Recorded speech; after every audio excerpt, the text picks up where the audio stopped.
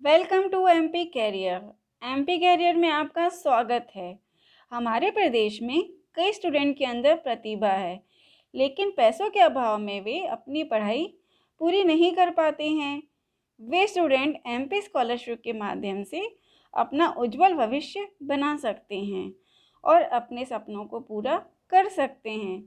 इस वीडियो में आज हम जानेंगे कि एमपी स्कॉलरशिप फॉर्म भरने के लिए एससी, एसटी और ओबीसी छात्रों की क्या पात्रता है, उनका इनकम सर्टिफिकेट कितने रुपए का होना चाहिए, एमपी स्कॉलरशिप में क्या क्या डॉक्यूमेंट लगेंगे, वे ऑनलाइन फॉर्म भरने के लिए कोर्स कोड और कॉलेज कोड कैसे सर्च कर सकते हैं, यदि वे आईडी और पासवर्ड भूल जाते हैं तो उसे फिर से कैसे प्राप्त कर सकते हैं, किन किन कारणों से एमपी स्कॉलरशिप फॉर्म रिजेक्ट हो सकता है, स्कॉलरशिप नहीं आने के क्या कारण हो सकते हैं और एमपी स्कॉलरशिप कब तक आएगी। इन सभी बातों को समझने के लिए इस वीडियो को आप अंत तक जरूर देखें। बीच में वीडियो को स्किप ना करें, नहीं तो कोई भी महत्वपूर्ण जानकारी आपसे छूट सकती है। अब हम चलते हैं अपनी योजना.com पर और जानते हैं फॉर्म भरने से लेकर एमपी स्कॉलरशिप आने तक की पूरी जानकारी।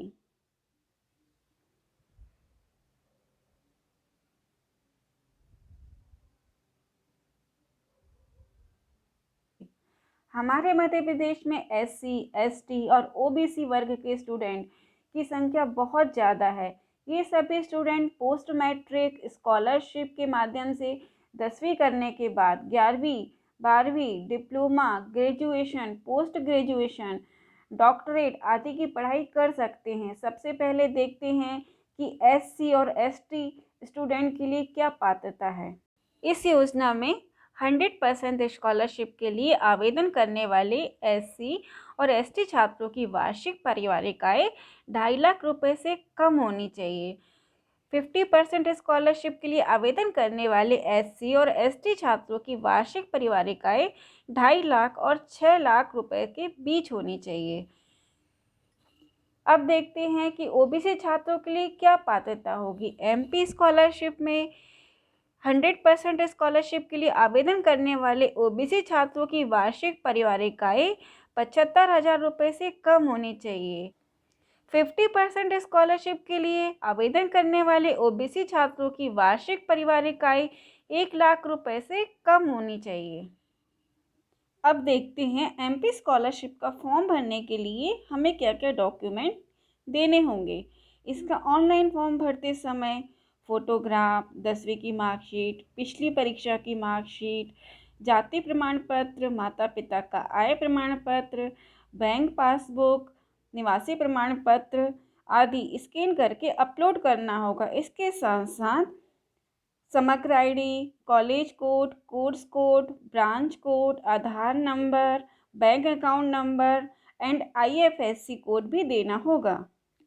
एमपी स्कॉलरशिप का फॉर्म भरने के लिए हमें इसके ऑथराइज पोर्टल पर जाना होगा, जिसका डायरेक्ट लिंक यहाँ नीचे दिया गया है। अब हम एमपी स्कॉलरशिप पोर्टल पर आ गए हैं। अब हमें रजिस्टर योरसेल्फ पर क्लिक करना है। अब आपके सामने अगला पेज खुलेगा, यहाँ पर क्लिक करके कंटिन्यू करेंगे। इस पेज पर आपको एमपी स्कॉलरशिप ई-केवाईसी करना होगा। यहाँ आपको अपना आधार नंबर डालना है। आधार नंबर डालने के बाद आधार नंबर पर रजिस्टर्ड मोबाइल नंबर पर एक ओटीपी आएगा। यह ओटीपी आपको यहाँ अपडेट करना होगा और फिर आपका ई-केवाईसी हो जाएगा। इसके बाद आपका रजिस्ट्रेशन फॉर्म खुल जाएगा। इस फॉर्म में आपको आपका नाम, पिता का नाम, डेट ऑफ बर्थ, कैटेगरी, समग्र आईडी आदि समस्त जानकारियां भरनी होंगी और सबमिट पर क्लिक करना होगा। अभी आपका केवल रजिस्ट्रेशन हुआ है। अब आपके मोबाइल नंबर और ईमेल आईडी पर लॉगिन करने के लिए आईडी और पासवर्ड आ जाएगा। अब आपको स्कॉलरशिप पोर्टल पर लॉगिन करना है। लॉगिन करने के लिए होम पेज पर स्टूडेंट लॉगिन पर क्लिक करें। अब आपको यहाँ अपना आईडी और पासवर्ड डालना है और लॉगिन पर क्लिक करना है। अब आपके सामने आपका स्कॉलरशिप अकाउंट खुल जाएगा, जिसमें पहले फ़ोटो और फिर अन्य डॉक्यूमेंट स्कैन करके अपलोड करने होंगे और फिर स्कॉलरशिप के लिए अप्लाई करना होगा। एप्लीकेशन सबमिट करने के बाद उसे लॉग भी करना है। एमपी स्कॉलरशिप फॉर्म भरते समय हमें कॉलेज कोड और कोर्स कोड की ज़रूरत पड़ती है। एमपी स्कॉलरशिप इंस्टीट्यूट कोड और कोर्स कोड देखने के लिए नीचे दिए गए लिंक पर क्लिक करें। अब आपके सामने पेज ओपन हो गया है। इस पेज पर पहला विकल्प पहले से भरा हुआ है। दूसरे विकल्प पर हमें डिपार्टमेंट पर सिलेक्ट करना है। तीसरे विकल्प में हमारा कॉलेज या इंस्टीट्यूट जिस ज़िले में है वो ज़िला सिलेक्ट करना है। इसके बाद शो इंस्टीट्यूट पर क्लिक करना है। अब आपके सामने इंस्टीट्यूट कोड और कोर्स कोड की लिस्ट खुल जाएगी।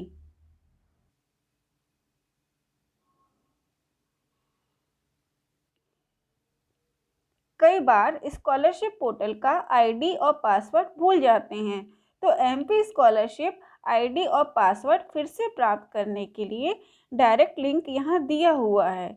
इस लिंक पर क्लिक करें। अब हमारे सामने पेज खुल गया है। इसमें 4 विकल्प दिए गए हैं।